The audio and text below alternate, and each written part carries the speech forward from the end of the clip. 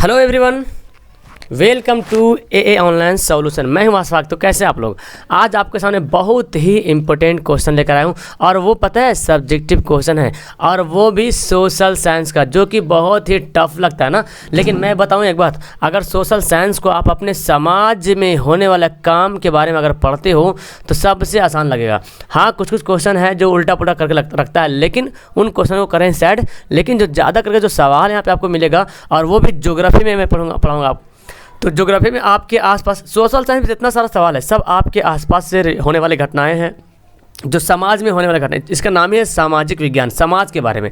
तो अगर आप उसको समाज के बारे में समझ के पढ़ते हो तो फिर आपको एकदम आसान सा लगेगा, रटने की जरूरत नहीं। मैं समझता हूँ बहुत लोग बोलते हैं सोशल साइंस बड़ा हार्ड है सर, कैसे याद होगा। अरे यार, पढ़ो तो कम से कम सब्जेक्टिव क्वेश्चन एक बार पढ़िए तो देखिए, आप समझ के पढ़िए, आपको एकदम अच्छी तरीके से याद होगा। चलिए आइए मैं स्टार्ट करता हूँ। यहाँ पे कुछ सवाल 2 नंबर का, कुछ सवाल 5 नंबर का, ठीक है। स्टार्ट करते। सबसे पहला सवाल यहाँ पे देखें, फसल चक्रण मृदा संरक्षण में किस प्रकार सहायक है? फसल चक्रण मतलब क्या होता है? फसल को बदल बदल कर लगाना। तो मृदा मतलब मिट्टी का संरक्षण, मिट्टी को सही रखने के लिए कैसे मदद करता है? देखिए उत्तर इतना लंबा लग रहा ना, ये सवाल पता है 2 नंबर में आएगा सवाल। फसल चक्र का अर्थ है किसी भी कृषि कार्य योग्य, जो कृषि के लायक जो भूमि है, फसल की पैदावार बदल बदल कर लगाना। फसल चक्रण या चक्रण भी लिख सकते हैं यहाँ पे। फसल चक्रण का मतलब ही यही होता है, फसल चक्रण का अर्थ ही होता है कि किसी भी कृषि भूमि योग्य हो, किसी भी कृषि वाला जहाँ पे कृषि हो पाए वहाँ पे कृषि कीजिए, लेकिन फसल को बदल बदल कर, कभी गेहूँ कभी चावल, कभी गेहूँ कभी चावल, कभी है ना, कभी जौ कभी दाल, इस तरह से दलहन फसल वगैरह सारा कुछ बदल बदल बदल कर करते हैं। अर्थात ये हुआ कि एक ही फसल को बार बार दोहराने से भूमि की उर्वरता में कमी आ जाती है ना, भूमि की उर्वरता में कमी आ जाती है। मतलब कि अगर इस बार धान रोपा, धान काटा, फिर धान रोप दिया, फिर धान रोप दिया, इसका मतलब कि भूमि में जो उर्वरता, जो पावर क्या होगा, खत्म हो जाएगा। तो हम अगर धान रोपे तो अभी गेहूँ रोपेंगे, फिर चना रोपेंगे, फिर दलहन वाला, ये सब करते रहेंगे तो फसल की जो मृदा जो मट्टी जो संरक्षण बनाए रखेगा, उसका क्या होता है, उसका शक्ति जो है छीन हो जाता है, खत्म हो जाता है मिट्टी की शक्ति। कब? जब एक ही फसल को बार बार आप लगाते हैं, दोहरा दोहरा करके। बदल बदल कर फसल लगाने से खेत की उर्वरा शक्ति में वृद्धि होती है। बिल्कुल जाहिर सी बात है, बदल बदल कर लगाएंगे तो खेत की उर्वरा शक्ति में क्या होगी, वृद्धि होगी। यहाँ तक कि दलहन पौधों से खेत की उर्वरता में काफ़ी बढ़ोतरी होती है। तो देखते हैं, हर किसान लोग देखते हो कि गेहूँ की खेती करते हैं या धान की खेती करते हैं तो उसमें दलहन का भी कृषि दाल भी छींटता है, मसूर की दाल या कुछ और दाल, ताकि दलहन के जो पौधा होता है ना, वो पौधा क्या होता है, मिट्टी की उर्वरता बनाने में काफ़ी मदद करता है। अतः फसल चक्रण मृदा संरक्षण में सहायक है। अब समझ में आ गया। अब देखो, इन सभी बातों को अपने माइंड से लिखना है। तो माइंड से क्या लिखना है? सब तो ईजी वाला बात है, सारे बात आप जान रहे हैं कि पहले फसल चक्रण के बारे में आपको बताना है कि फसल चक्रण होता है क्या है। तो मतलब कृषि लायक जो योग्य भूमि है उसमें फसल जो है फसल का जो पैदावार करेंगे वो बदल बदल कर करेंगे। इसका मतलब ये पता चल रहा कि अगर एक ही फसल को बार बार दोहरा करके लगाने से उर्वरता में क्या आती है, कमी आ जाती है, उसका शक्ति खत्म हो जाता है। बदल बदल कर फसल लगाने से खेत की उर्वरता में क्या होती है, बढ़ोतरी होती है, वृद्धि होती है। यहाँ तक ये बताया गया कि अगर दलहन पौधे को अगर आप रोपते हो, दलहन पौधे को अगर लगाते हो तो मिट्टी की उर्वरता काफ़ी बढ़ोतरी होगी। तो इससे मतलब पता चल रहा है कि अतः जो है फसल चक्रण मृदा संरक्षण में सहायक है। जाहिर सी बात है, क्लियर हो गया सवाल। रटने की जरा भी जरूरत है, एकदम जैसे मैं समझा रहा हूँ उसी तरह से आप अपने खुद से आईना के सामने खड़े हो जाओ या तो बोर्ड के सामने खड़े हो जाओ और ऐसा पढ़ाओ, ऐसा पढ़ो, ऐसा लगे कि हम दूसरों को पढ़ा रहे हैं। और इस तरह से जब पढ़ोगे एकदम याद हो जाएगा, और हमको भी देखो याद हो गया है। चलो तो फिर नेक्स्ट सवाल देखते हैं, है ना। याद होने की बात, समझने की बात है।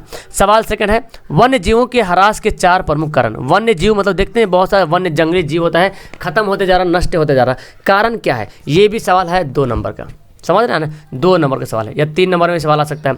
तो पहले आपको बताना है, वन्य जीव ह्रास के प्रमुख 4 कारण निम्नलिखित हैं। लगातार बढ़ती हुई आबादी के लिए निवास एवं कृषि विस्तार एवं उद्योगों की स्थापना आवश्यक बन गया है। फलस्वरूप वनों को काटकर इस अवस्था में की पूर्ति की गई है। ठीक है। अब यहाँ पे क्या बोला, 4 प्रमुख कारण, तो सॉरी नंबरिंग में गड़बड़ हो गया। ये पहला कारण है, ये पहला कारण है, ये दूसरा कारण है, ये तीसरा कारण है और नीचे चौथा कारण।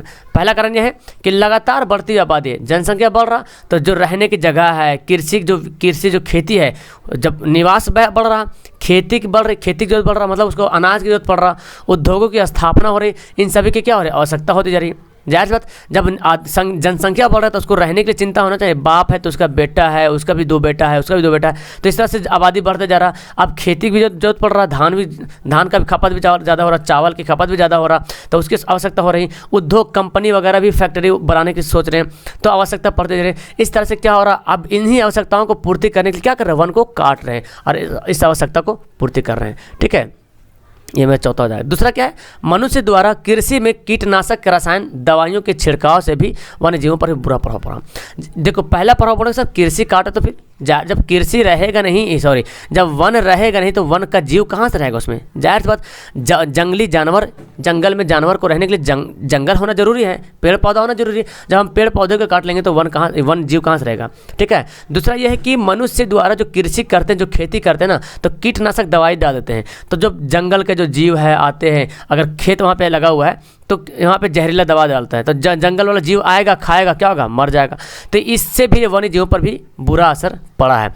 तीसरा है, मनुष्य द्वारा कृषि की विशिष्टीकरण का अभी वन्य जीवों पर बुरा प्रभाव पड़ा। मनुष्य द्वारा कृषि की विशिष्टीकरण मतलब कृषि को अलग अलग तरीके से उपयोग करना, नए नए तरीके से उपयोग करना, कैसे किया जाए, सालपीट डाला जाए, इस तरीके ये अपनाया जाए, वो तरीका अपनाया जाए। तो मतलब कृषि को बढ़ाने के लिए मनुष्य के द्वारा जो कृषि बढ़ा रहे हैं, कृषि में पैदावार बढ़ा रहे हैं, विशिष्टीकरण हुआ। ठीक है, अलग तरीके से काम करना कृषि में, इससे भी वन्य जीवों पर भी बुरा प्रभाव पड़ा है। चौथा है, वन्य जीवों के शिकार के कारण भी वन्य जीवों पर का बुरा अस्तित्व समाप्त हो गया। बिल्कुल, वन्य जीवों का शिकार अभी तो बहुत कम हो गया, लेकिन पहले ज़माने में वन्य जीवों का शिकार हुआ करता था, और अभी भी है ना, बहुत लोग वन्य जीवों का भी शिकार करते हैं। तो बोला जा रहा है कि वन्य जीवों के शिकार के कारण जब शिकार हो रहा तो वन्य जीवों का अस्तित्व भी क्या हो रहा, समाप्त हो रहा।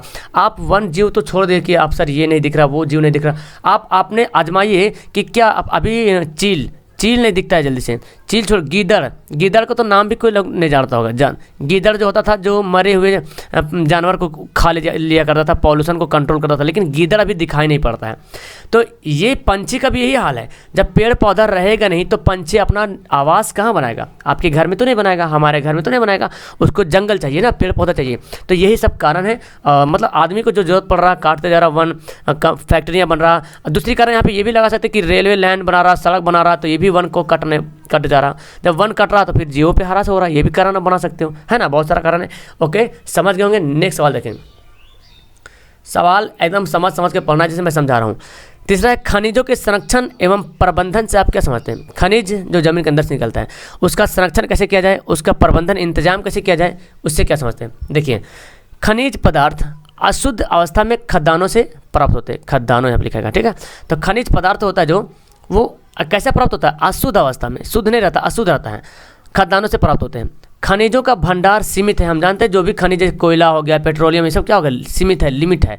अतः अशुद्धि खनिजों का शुद्धिकरण खनिज प्रबंधन करना होता है। मतलब अशुद्धि जो खनिज है, जो खनिज अशुद्ध है, अगर उसको हम शुद्धिकरण कर लेते हैं, शुद्ध कर लेते हैं, तो उस खनिज को क्या कहते हैं, खनिज प्रबंधन कहते हैं। क्लियर है। तो क्लियर से अगर आपसे कोई पूछा जाए कि खनिज प्रबंधन किसे कहते हैं, तो सिंपल से आपको बोलना है कि जो खनिज जमीन के अंदर पाई जाती है और जो अशुद्ध अवस्था में पाई जाती है, उसको शुद्ध करने का जो कला है, शुद्ध करने की जो प्रक्रिया है, शुद्धिकरण है, उसी को क्या बोलते हैं, खनिज प्रबंधन कहते हैं। सीमित खनिज भंडारों का योजनाबद्ध तरीके से पीढ़ी दर पीढ़ी उपयोग खनिजों का संरक्षण काल आता है। कहने का मतलब ये है कि कोई खनिज अभी है, सीमित खनिज, मतलब जो जैसे कि कोयला हो गया, पेट्रोल हो गया, भंडार का योजनाबद्ध तरीके से पीढ़ी दर पीढ़ी उपयोग करना। मतलब जैसे अभी तक पता नहीं कितना दिन से पेट्रोल का यूज होते आ रहा, कोयला का उपयोग कब से होते आ रहा और अभी तक यूज कर रहा, और उम्मीद है कि आने वाला भविष्य भी यूज करेगा, है ना। हाँ, कम जाएगा, लेकिन उसका यूज होते रहेगा, इस्तेमाल होता रहेगा, प्रयोग होता रहेगा। तो जो खनिज सीमित है, जो लिमिट है, जो खत्म होने वाला है, उस भंडार जो है उसको योजनाबद्ध मतलब तरीके से जहाँ पे जरूरत है उसी को इस्तेमाल करना है। तब अगर ऐसे करते हैं तो पीढ़ी दर पीढ़ी ये खनिज का संरक्षण भी बढ़ता है, खनिज का संरक्षण भी होता रहता है। अगर हम योजनाबद्ध तरीके से उपयोग करते हैं खनिज को, तो खनिज का होता है, हमारा संरक्षण होता है। प्रबंधन का मतलब खनिज को खनिज को शुद्ध करना, प्रबंधन कहलाएगा। और उस खनिज को योजनाबद्ध तरीके से, मतलब जहाँ पे उपयोग करने की ज़रूरत है ना, उसी को उपयोग करना है। ऐसा नहीं कि 2 किलो कोयला की जरूरत है, अब तो 5 किलो कोयला लगा दीजिए, तो खनिज बर्बाद हुआ ना। तो इस खनिज को शुद्धि मतलब बचा करके यूज करना ही हमारा खनिज का संरक्षण कहलाता है। ओके, नेक्स्ट सवाल देखिए यहाँ पे है, आप चाहो तो स्क्रीनशॉट भी ले सकते हो। सौर ऊर्जा का उत्पादन कैसे हो, लेकिन मैं आपको समझा रहा हूँ ताकि कुछ मेरी बातों से आपको समझ में आ जाए अच्छी तरीके से, है ना। बाकी तो आप याद करना। सौर ऊर्जा जानते हैं, जो सूर्य ऊर्जा प्राप्त होता है उसको बोलते हैं सौर ऊर्जा। तो सौर ऊर्जा का उत्पादन होता है, उसे क्या कैसे होता है, देखिए। सौर ऊर्जा का उत्पादन करने के लिए एक सोलर प्लेट लेते हैं। सोलर प्लेट देखते हो लगा रहता है ना। अब तो सरकार भी इसको बढ़ावा दे रही है। प्लेट लगा होता है जो एन टाइप और पी टाइप, एन और पी टाइप का जो अर्धचालक का बना होता है ना, एन और पी टाइप का अर्धचालक का बना होता है। तो याद रखें सोलर जो बना होता है किससे बना होता है, अर्धचालक का बना होता है। सिलिकॉन, सुने नाम, सिलिकॉन वगैरह रहता है इसमें। यह प्लेट सूर्य प्रकाश से ऊर्जा प्राप्त कर अपने पास इकट्ठा करते हैं ना। जो प्लेट लगा होता है, सोलर प्लेट लगा था, वो सूर्य से प्रकाश को प्राप्त करता है और अपने पास क्या करता है, इकट्ठा करता है। यानी कि उससे बैटरी को चार्ज करता है, बैटरी में इकट्ठा करता है, चाहे जिस तरह भी इकट्ठा कर ले, लेकिन कहाँ से प्राप्त करता है, सूरज से प्राप्त करता है। सूर्य से प्राप्त करता है ऊर्जा को और अपने पास इकट्ठा करता है, जिसका विभिन्न कार्यों में उपयोग भी करते हैं। इसकी विशेषताएँ क्या है, सौर ऊर्जा उपयोग करने का क्या क्या फ़ायदा है। सबसे पहला फ़ायदा है ऊर्जा, ये जो है ऊर्जा का गैर पारंपरिक स्रोत है। मतलब ये ख़त्म नहीं होगा, हमेशा यूज करते रहेगा। ये मतलब कंटिन्यू यूज होते रहेगा, जब तक चाहो यूज करते रहो। जब तक आपका सोलर सही है यूज करते रहो। सोलर खराब हो गया, सोलर को लाओ, फिर से बनाओ, फिर से यूज करो। मतलब कोई दिक्कत, सरकार के इसमें कुछ हस्तक्षेप नहीं। सौर ऊर्जा प्रकृति का मुक्त एवं उपहार है। सौर ऊर्जा जो प्रकृति का देन हुआ उपहार है। जैसे अगर नदी से अगर बिजली बना रहे हैं तो बिजली उपयोग कर रहे हैं, ये प्रकृति का दिया नहीं है, ये मानव दिया हुआ है। लेकिन सौर ऊर्जा पहले से, आप गर्मी महसूस करते हैं, ठंडक दिन देखते हैं कितना गर्म लगता है, ठंडा दिन हुआ लगा, सूर्य के पास जाइए, धूप में जाइए, देखिए आपको गर्मी महसूस होगा, तो लग रहा है एनर्जी कुछ आ रहा है ना। तो उसी तरह से सौर ऊर्जा जो है प्रकृति का मुक्त और उपहार है, एक अच्छा गिफ्ट है। इस ऊर्जा से प्रदूषण नहीं, बिल्कुल सौर ऊर्जा से प्रदूषण ही नहीं होता है। और कोई ऊर्जा ले लीजिए, उस सबसे प्रदूषण फैलता है। तो ये रहा आपका 2 नंबर वाला सवाल। अब आइए कुछ सवाल है, 1-2 सवाल जो 5 नंबर सवाल है, और बहुत ही फैंटास्टिक सवाल। देखिए, उदारीकरण, निजीकरण और वैश्वीकरण से आप क्या समझते हैं। ये आपका मिलेगा 5 नंबर या तो 4 नंबर में आ सकता है। इसमें रहेगा कि 60 से 100 वर्ड के शब्द में लिखना है, ठीक है। तो उदारीकरण किसे कहते हैं, निजीकरण किसे कहते हैं, वैश्वीकरण कहते हैं किसे कहते हैं। अगर ये सवाल 2 नंबर में आता है तब तो इसका आंसर शॉर्ट हो जाएगा, लेकिन अगर ये सवाल आता है 5 नंबर में तब इसका जवाब भी लॉन्ग हो जाएगा, ठीक है। देखिए, 1991 में भारत सरकार द्वारा उदारीकरण, निजीकरण और वैश्वीकरण की नीति अपनाई गई। कब, 1991 में। याद रहेगा, भारत में उदारीकरण, निजीकरण और वैश्वीकरण की नीति कब अपनाई गई, 1991 में। उदारीकरण का अर्थ है अर्थव्यवस्था के नियंत्रण वाले प्रावधानों का शिथिलीकरण करना। क्या करना कि अर्थव्यवस्था के नियंत्रण, जो अर्थव्यवस्था है, इकोनॉमिक है, उसके नियंत्रण वाले प्रावधान है जो बनाया गया, उसको शिथिलीकरण मतलब स्थिरता उसमें लाना, ठीक है। एशिया नियंत्रण की नीति भी इसे नियंत्रण की नीति भी कहा था। किसको, उदारीकरण को। निजीकरण का, यहाँ पे लिखिए, निजीकरण का तात्पर्य अर्थव्यवस्था में सरकारी हस्तक्षेप, नियंत्रण की जगह निजी क्षेत्र का महत्व प्रदान करना। निजीकरण का मतलब प्राइवेटाइजेशन, हाँ क्या बोलते हैं, प्राइवेटेशन होता है ना, प्राइवेट, सारा काम, सरकारी काम प्राइवेट कर देना, वही बोलता है कि निजीकरण का तात्पर्य है कि जो अर्थव्यवस्था सरकारी हस्तक्षेप एवं नियंत्रण की जगह, जो सरकार की जगह पे क्या होना चाहिए, निजी क्षेत्र यानी कि प्राइवेट क्षेत्र को महत्व प्रदान करना, सरकार को नहीं देना बल्कि प्राइवेट को दे देना, ठीक है। लेकिन वैश्वीकरण का अर्थ है देश की अर्थव्यवस्था को अंतर्राष्ट्रीय अर्थव्यवस्था के साथ जोड़ना। यानी कि एक देश का अगर अर्थव्यवस्था है और उस अर्थव्यवस्था को अंतर्राष्ट्रीय अर्थव्यवस्था के साथ जोड़ रहे हैं तो उसको क्या बोलेंगे, वैश्वीकरण बोलेंगे। फिर यहाँ से नीचे आप पैराग्राफ चेंज कर लेना, यहाँ तो मैच कर गया नहीं, ठीक है। पैराग्राफ चेंज करा, 1 मिनट में कर लेता हूँ। ओके, तो इस तरह से पैराग्राफ चेंज करना। अब यहाँ पे कुछ और लिख देना, वैश्वीकरण की नीति अपनाए जाने के बाद भारतीय अर्थव्यवस्था में विदेशी पूंजी का बड़ा प्रभाव पड़ा है ना, प्रवाह बढ़ा है, मतलब विदेशी पूंजी आने लगा है ना।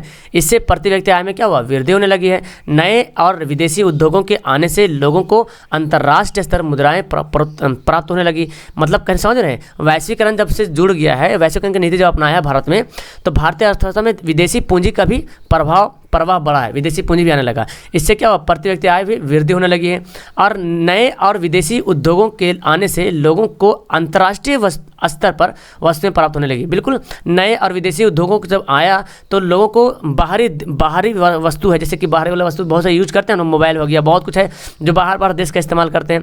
कई सेवाओं में वृद्धि हुई है, संचार एवं परिवहन सेवाओं में इससे क्रांतिकारी परिवर्तन आया है ना। संचार और परिवहन सेवा में बहुत ही क्रांतिकारी परिवर्तन आया।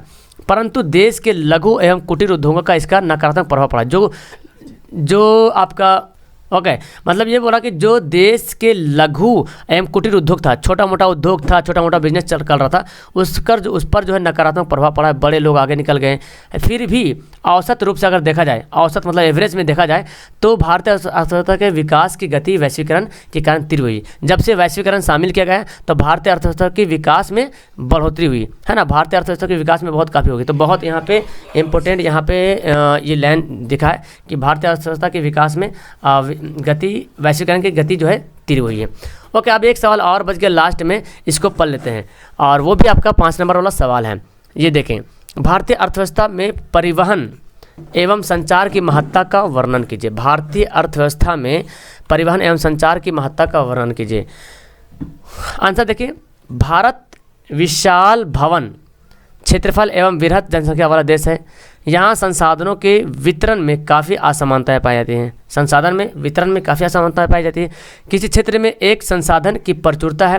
पता है आपको ये क्या, मैं ये आपको ज्योग्राफी पढ़ा रहा हूँ, लेकिन संसाधन से जुड़ा हुआ है, ठीक है, अर्थव्यवस्था से जुड़ा हुआ है। किसी क्षेत्र में एक संसाधन की प्रचुरता है तो किसी दूसरी जगह संसाधन की कमी है। बिल्कुल देखते, कहीं ज़्यादा है तो कहीं कम है। राष्ट्रीय एवं क्षेत्रीय विकास के लिए प्रायः सभी संसाधनों की जरूरत होती है। देश में आज विभिन्न प्रकार के क्रियाकलाप किए जा रहे हैं, जान रहे हैं आप, देश में हर तरह के आज क्रियाकलाप किए जा रहे हैं, हर तरह के काम आजमाए जा रहे हैं। ऐसी स्थिति में उद्योगों को कच्चे माल की आपूर्ति एवं तैयार माल को बाजार तक पहुंचाने में कार्य परिवहन एवं संचार साधनों की सहायता से किया जाता है। यानी कि जो नए नए क्रियाकलाप किया जा रहा है, काम किया जा रहा है, नया नया वस्तुएं बनाई जा रही है, तो इन वस्तुओं को कच्चा माल हो या उद्योग हो, इसको पूर्ति एवं तैयार करने के माल को जो है बाजार से एक जगह से दूसरी जगह पहुंचाने के लिए परिवहन और संचार साधनों की सहायता पड़ता है। वस्तुएं एवं सेवाएं इन साधनों की सहायता से गांव से अंतर्राष्ट्रीय बाजार तक पहुंच चुकी हैं। बिल्कुल, गांव में कुछ खेती होता है, प्याज वगैरह हुआ, कुछ ऐसा हुआ, तो अंतर्राष्ट्रीय स्तर पर भी चल जाता है। तो गांव से यहाँ पे जुड़ गया है जब अंतर्राष्ट्रीय हुआ। तो सवाल हमारा क्या था, भारतीय अर्थव्यवस्था में परिवहन और संचार, मतलब परिवहन समझ, परिवहन और संचार, एक जगह से दूसरी जगह आना, और संचार मतलब कॉन्टेक्ट होना, कम्युनिकेशन जिसको बोलते हैं। तो ये कैसे हुआ, यहाँ पे नए नए तरीके से काम अपनाना, उपयोग होना, इस तरह से वस्तुएं जो है एवं सेवाएं इन साधनों की सहायता से गांव से अंतर्राष्ट्रीय बाजार तक पहुंच रही है, जिससे क्षेत्रीय अर्थव्यवस्था मजबूत होते जा रही है। यह साधन अर्थव्यवस्था के विकास के लिए विकास में सहायक सामाजिक एवं सांस्कृतिक गतिविधियों को भी एक स्थान से दूसरे स्थान तक ले जाने में तथा इसके अंतर मिश्रण में सहायक हो रहे हैं। निष्कर्ष ये है कि वर्तमान भारतीय अर्थव्यवस्था एवं काफ़ी भविष्य पूरी तरह है। निष्कर्ष ये निकलता है कि वर्तमान भारतीय अर्थव्यवस्था एवं भविष्य जो है, इसका जो भविष्य पूरी तरह भविष्य इसका बना हुआ है, ठीक है। तो इस तरह से अगर ये चलता रहेगा तो फिर इसका भारत की भी अर्थव्यवस्था में काफ़ी बढ़ोतरी रहेगी। लेकिन फिलहाल अभी भारत का अर्थव्यवस्था बहुत डाउन होया हुआ है ना, बहुत नीचे गया हुआ। उम्मीद है कि बहुत जल्दी ये ऊपर तक बढ़ेगा। ओके, वीडियो अच्छी लगे तो लाइक जरूर करना और अपने दोस्तों को जरूर शेयर करना है। इसका PDF लेने के लिए आपको एक काम करना पड़ेगा, टेलीग्राम एप्लीकेशन डाउनलोड कर लें, टेलीग्राम, ठीक है, टेलीग्राम एप्लीकेशन डाउनलोड करें और वहाँ पे सर्च करें AA ऑनलाइन सॉल्यूशन 2021। इसमें जुड़ जाइए इस ग्रुप में। जैसे ही जुड़िएगा एक आपको वेलकम का मैसेज आएगा, वहाँ पे लिखाएगा PDF ग्रुप ज्वाइन होने के लिए, या तो सर्च कीजिएगा तो यहाँ पे PDF वाला भी लिंक आ जाएगा, और वही लोगो जो लोगो लगा हुआ है चैनल में ज्वाइन हो जाना, ठीक है। इसका PDF मिल जाएगा। Okay, that's all, thank you everyone, have a nice day.